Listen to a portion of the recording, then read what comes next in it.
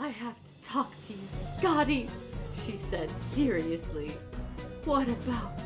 Something happened. What, Jordan? I was beginning to be even more worried. It's Vanessa. Yes? She started to tear up. I have never seen her cry before besides once. And that was when she started talking about her dad's accident and how he died. He got into a horrible car accident 3 years ago and didn't make it, sadly. What, Jordan? Tell me.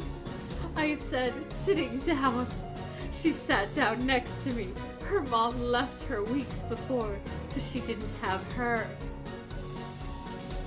Her mom just left a 16-year-old living alone in the house? Really? Gems in the trash, we make our stand. Cleave through cliche, shield against the onslaught. Trauma dump for kinks, not in my books. Red flags for flavor? How dare you mock my word? Spice only to cry, they really love each other. That's not a story. So pick up sword and shield. Join in my noble crusade. We'll wade through Wattpad trash and broken dream. I'm not here to kill your voice, only raise it to sing.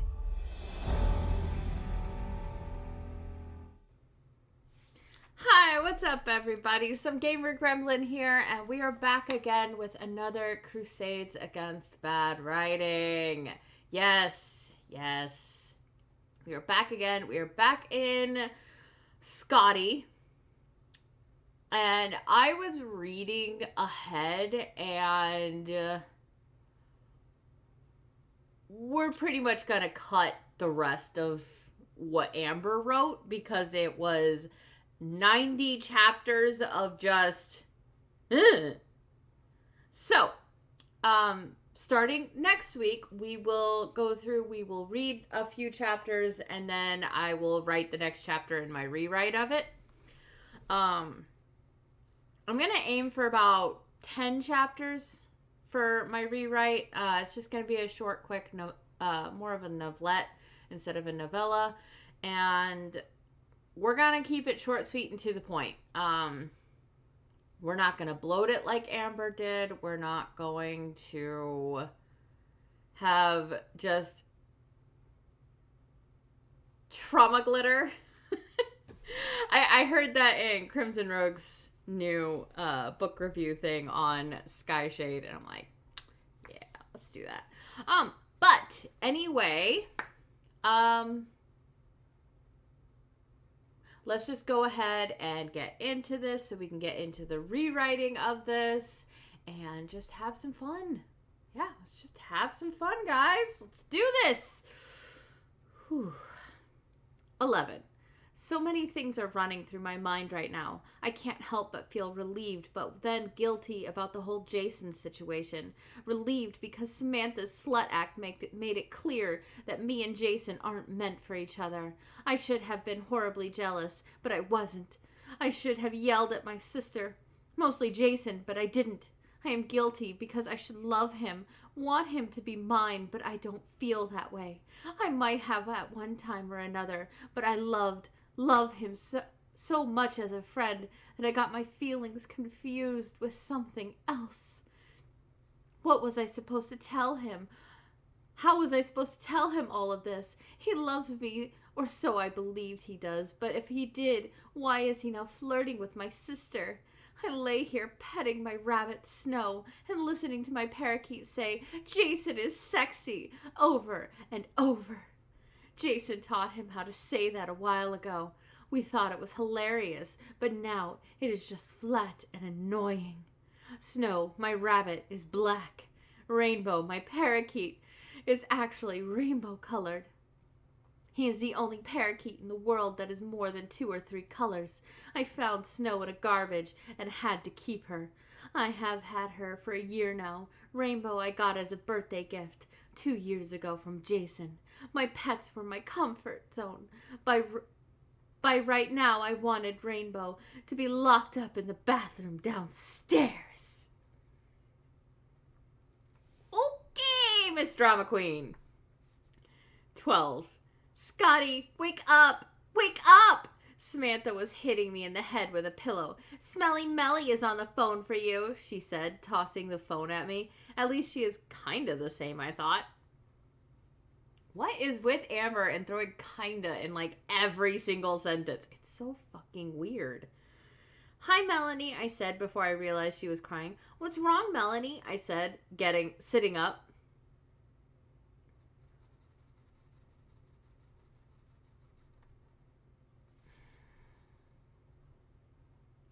In a previous video, I ragged on Laurel K. Hamilton about the use of the word said over 20 times on a single page in the book Sucker Punch. And Amber did it twice in a sentence. What the fuck? Mike broke up with me. Again, I thought, not surprised. I'm sorry, the usual response. A lie. She is a terrible fucking friend. I don't care about him anyway. Again, another usual response, but a lie. After the fifth time, I started to not be sorry because they always got back together. Scottie, she asked after a long silence. Yes, I'm here. I'm pregnant. Not the usual. What the fuck? 13. I was up and out of bed, in the shower, out the door to Melanie's house faster than I have ever been. This surely has never happened before. My best friend and pregnant in the same sentence just completely made me feel dizzy. I'm so glad you came, Melanie said, hugging me. She looked terrible, swollen, red eyes, greasy hair, baggy sweat clothes, no makeup. I felt bad for her. Of course I came, I said, still hugging her. My mom doesn't know. Scottie, she doesn't know. Nobody does but you and... She paused, letting go and walking to the kitchen. I knew what exactly what she meant. And Mike, I was speechless, shocked, and at a loss for words. Scottie, what am I going to do? She asked, sitting down. I sat down on a chair next to her and put my hand on her knee. Do what feels right was my best response, and so that's what I responded with. What?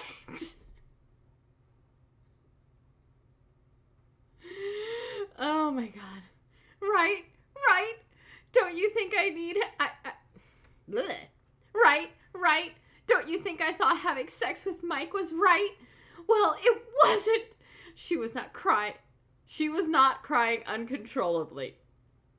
I think there is a typo there. It was my first time, Scottie.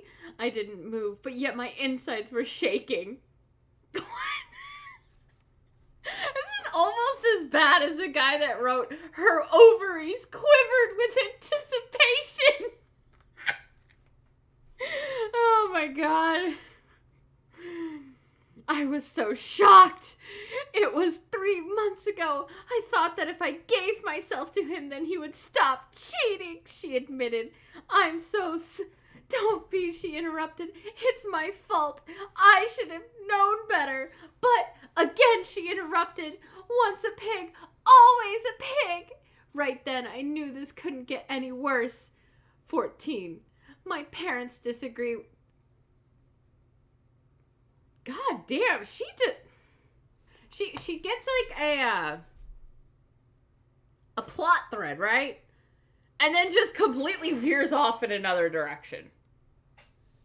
My parents disagree with gays. They aren't obsessed with God or anything. They live by their own rules, thoughts, beliefs. They believe being gay is a sickness.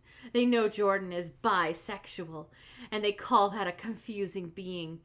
They know Vanessa is a lesbian, and they call that a sad and sick being. I don't like it when they talk like that, because I do have gay friends who I care about and who I accept. Should turn the page for you guys. Okay. I don't think there is anything wrong or sick about being a lesbian, bisexual, gay, etc. I think and I truly believe that if you love someone, then gender doesn't matter. My dad has a gay brother, Tim. He has one of the most awesome personalities, but my dad doesn't talk to him because he is gay. My Uncle Time has a lover, Mark, and 2 daughters, Michelle and Kathy, who are all amazing. How can someone deny someone because they are gay? Even family. My dad says he loves Tim but can't stand to look at him. It hurts when he says that. They, as in my parents, won't even let me see them. But I will soon, even if I have to hurt my dad, not physically, but mentally. This is why I am sneaking Jordan over. I'd be grounded for all lifetime if they knew I was letting her enter our home. She knew that my parents didn't accept her lifestyle, as they called it. But she insisted on coming over. She called me before school and begged to come over today. She sounded startled, so I gave in. She barely talked at school, and coincidentally, Vanessa wasn't at school today. I knew something was wrong, so I figured that is why she was coming over. My mom was at Betsy's house today, and Samantha was off doing God knows what, so I'd imagine Jordan wouldn't get caught. I told Jordan to just come into my room when she gets here, without knocking, and she sure did. She opened the door, and I was half naked, and I screamed so loud, "Ah, Jordan!" She closed the door slowly. How embarrassing! I was changing into something more comfortable, but instead of wearing that, I had to wear the look of embarrassment the whole time. Why did she close the door so slow? I thought. "Kay, come in," I kind of yelled, stalling the eye contact. Well, that was interesting. Jordan smiled, laughing. "Yeah," I responded. "I have to talk to you, Scottie," she said seriously. "What about? Something happened. What, Jordan?" I was beginning to be even more worried. "It's Vanessa." "Yes? She started to tear up. I have never seen her cry before besides once, and that was when she started talking about her dad's accident and how he died. He got into a horrible car accident 3 years ago and didn't make it, sadly." "What, Jordan? Tell me," I said, sitting down. She sat down next to me. Her mom left her weeks before, so she didn't have her. Her mom just left a 16-year-old living alone in the house? Really? Amber, why are you trying to trauma dump Jordan on us? Why? It makes no fucking sense. "What, Jordan? Tell me," I said, sitting down. She sat down next to me. Her mom left her. Oh, I already read that. "She's in the hospital." I looked at her, waiting for more. "She got seriously hurt. They believe it was a hate crime." It took such effort for her to say it. "Oh, Jordan, I'm so sorry." I haven't said I'm sorry so many times in my life, it seems. So much going on. "It's not your fault. I want to find out who did this, and no, don't think that way." I cut her off because I knew what she was going to say. "They can't get away with this, Scottie. The police will find them. There's more." Again, more wetness and gloss to her eyes. "She needs surgery." "What? What?" I asked, worried and confused. "How can a hate crime be that bad?" "I don't know," she answered. We should go visit her, I suggested. She needs support and probably some friends to talk to. We can't, she said, more water in her eyes. Finally, a tear falls down her delicate face. She's in a coma. Then I then wipe her off her tear and hold her until she and I both fall fast asleep. What the fuck? Why, Amber? Why? Why do you make the most soap opera-esque, trauma-dumping bullshit? But yeah, we're basically just yeeting from pregnant on. So let's take a quick look at what we had already, because I forgot to do that before we started, because I'm a dummy. What was the last chapter I worked on? Okay, so the last chapter I worked on, Amber's mom just told her that Jason was going to be tutoring Samantha every Saturday. All right, so we're going to start with that. All of the... We'll keep the bunny stuff and the parakeet, because why the fuck not? But all of this, just...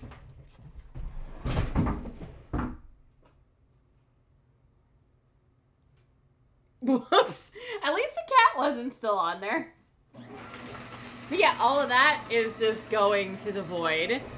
Okay, so fallen chair is averted. At least the cat wasn't in the chair. Let's get into this and fixing this trash. And y'all know the drill. Let's get to this.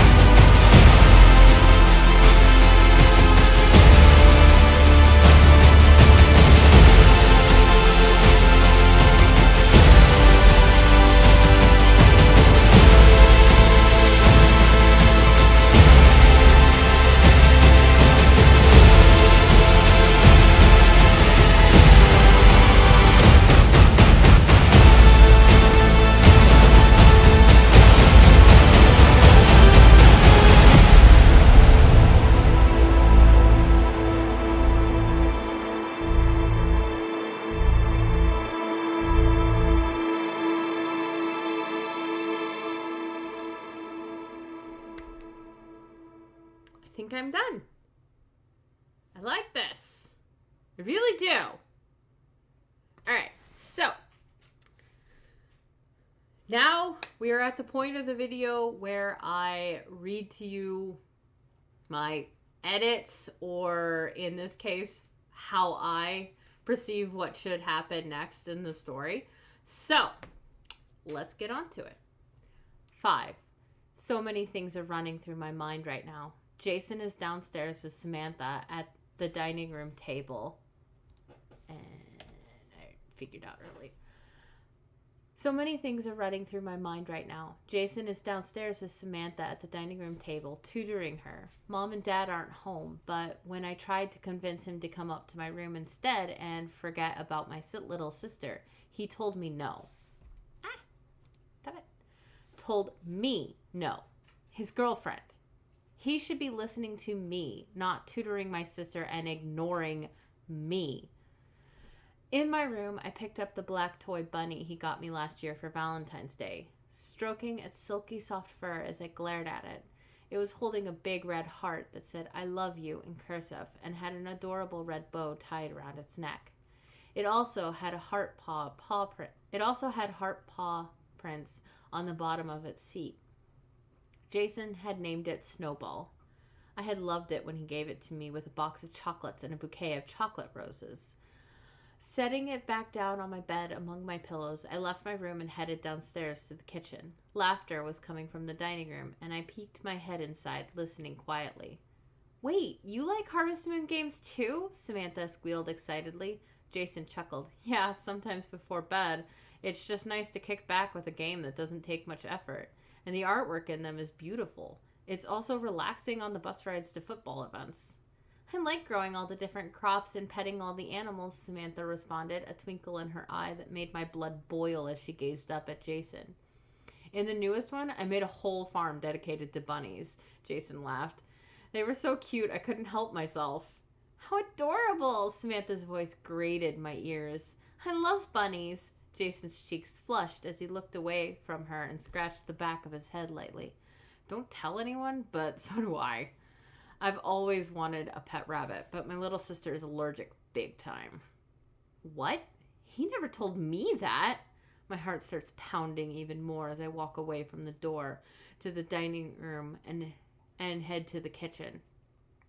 On the counter, my dad has one of those really expensive knife sets in a heavy wooden block, sharpened every week. They were my dad's pride and joy. Mom was a good cook, but Dad, he was a master chef on the weekends when he could indulge in his favorite hobby.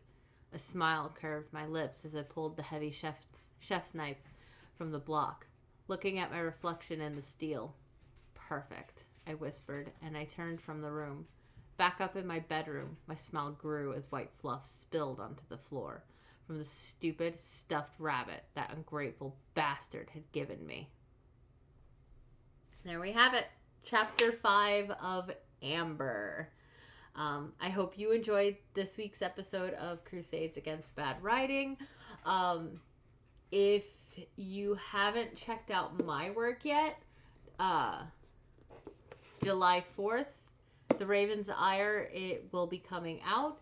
But July 1st through the 5th, you can get Don Pearson's for free on Kindle Unlimited. There will be a hardcover version, and I have hardcover and paperback of all my books available on Amazon. I will leave links in the description below. If you pick them up, definitely start with the first book and make your way to the fourth book.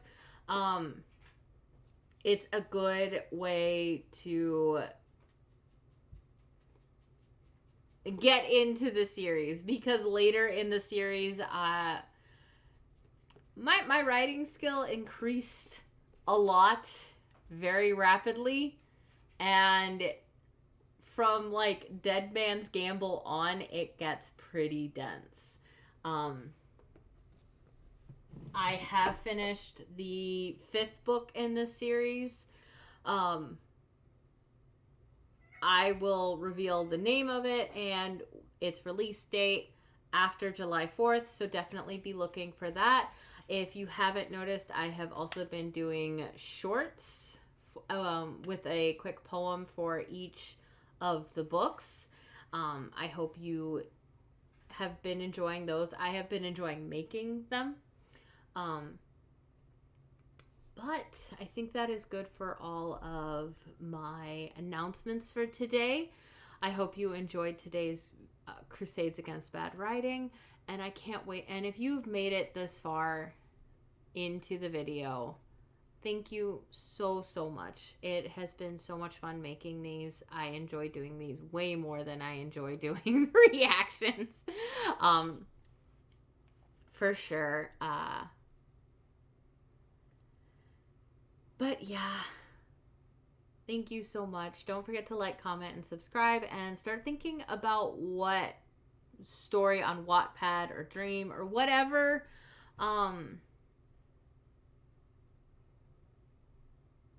Hell, I might even look at some fanfiction.net stuff. I don't know. We'll go crazy. Right now I'm kind of looking through Dream right now to see what I can, if there's anything on there that I want to work on. But thank you again so much, and I will catch you guys in the next one. This has been Some Gamer Chick signing off. Bye.